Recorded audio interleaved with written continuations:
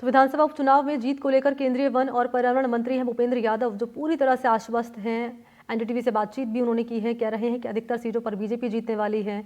रामगढ़ में बीजेपी के पक्ष में पॉजिटिव एनवायरनमेंट बना हुआ है, जहां एक और मुख्यमंत्री के 11 महीने के कार्यों को देखा जा रहा है। वहीं पीएम मोदी के विकसित भारत के जज्बे को भी आमजन देख रहा है। प्रदेश में 7 उपचुनाव होने जा रहे हैं। 13 तारीख को मतदान होना है। हमारे साथ मौजूद हैं अलवर से सांसद और केंद्र में मंत्री भूपेंद्र यादव जी, जिनसे जानेंगे कि इन 7 सीटों को लेकर के क्या स्थितियां साफ हो रही हैं। रामगढ़ चुनाव में उन्होंने दौरा किया, लगातार सभी सीटों का फीडबैक लिया गया है। क्या पूरी स्थिति साफ हुई है, उस बारे में जानकारी करते हैं। सर, क्या चुनाव को लेकर के स्थितियां साफ हुई है? उपचुनाव है, पार्टी चुनाव में भारतीय जनता पार्टी के प्रति राजस्थान में एक सकारात्मक वातावरण बना है। राजस्थान सरकार के मुख्यमंत्री जी द्वारा किए गए कार्य और देश में माननीय प्रधानमंत्री नरेंद्र मोदी जी के नेतृत्व में जिस प्रकार से एक विकसित भारत का लोगों के मन में संकल्प, हौसला, जज्बा खड़ा हुआ है, तो लोगों का मन और रुझान भारतीय जनता पार्टी के प्रति और रामगढ़ में विधानसभा में लगातार जमीन पर जाने के बाद ये मैं स्पष्ट रूप से देख रहा हूँ। सर, पूरी स्थिति लगभग अब साफ होती नजर आ रही है। 2 दिन बाद मतदान है। जो स्थितियां, किन मुद्दों पर इस बार चुनाव नजर आया? देखिए, मुद्दा इस बार विकास के ऊपर है। मुद्दा रामगढ़ की जनता की आकांक्षाओं को पूरा करने पे है। मुद्दा एक साफ सुथरी छवि के उम्मीदवार को चुनने में है। मुद्दा भारतीय जनता पार्टी को समर्थन देने में है। मुद्दा एक रहेंगे और सेफ रहेंगे में है और लोगों का समर्थन इसमें है।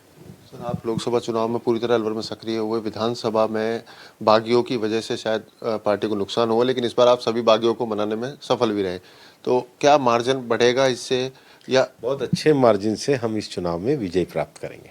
सर, लगातार कांग्रेस के जो आरोप हैं कि भारतीय जनता पार्टी हिंदू मुस्लिम चुनाव कर रही है, जबकि विकास के मुद्दे नहीं दिखा रहे हैं, इस तरह के आरोप जो है वो लगातार लग रहे हैं। इनके जो बड़े लीडर्स आ रहे हैं, टीकाराम जूली जो नेता प्रतिपक्ष हैं, वो लगातार यहाँ पर हैं। पूर्व केंद्रीय मंत्री अलवर से सांसद रहे जितेंद्र सिंह लगातार कैंपेनिंग करी है। नहीं, कैंपेनिंग कोई करे उसमें तो किसी को कोई आपत्ति नहीं। हर को अपनी अपनी पार्टी की कैंपेनिंग करनी होती है, लेकिन उनके पास कोई मुद्दा नहीं है। उनको समझ में नहीं आ रहा है कि पिछले 3 महीने में सांसद बनने के बाद जिस प्रकार से हमने लोगों के विषयों को रिस्पॉन्स किया है।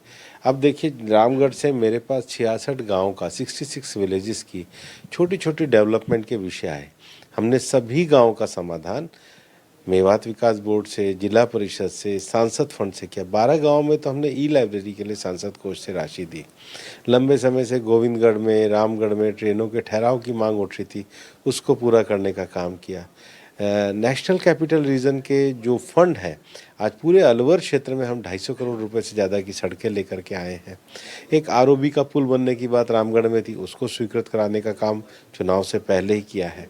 और मेरा ये मानना है कि माननीय प्रधानमंत्री जी ने जो हमें संकल्प दिया है कि हम गरीब, किसान, युवा और महिला के लिए काम करें, उसको लेकर ज़मीनी स्तर पर लगातार हम काम कर रहे हैं और उनकी प्रेरणा से जो हम काम कर रहे हैं, उसी के कारण लोगों का समर्थन और विश्वास ये हमको प्राप्त हो रहा है। 7 सीटों में आप कितनी सीटें मान रहे हैं कि पूरी? अधिकतम सीटें भारतीय जनता पार्टी ही विजय प्राप्त करेगी। ये थे हमारे साथ केंद्रीय मंत्री भूपेंद्र यादव, जो अलवर से सांसद हैं और लगातार राजस्थान की राजनीति में पूरी तरह सक्रिय हैं और पूरे देश भर में भी इनकी राजनीति की सक्रियता मानी जाती है। अलवर से मुदित गौड़, एनडीटीवी।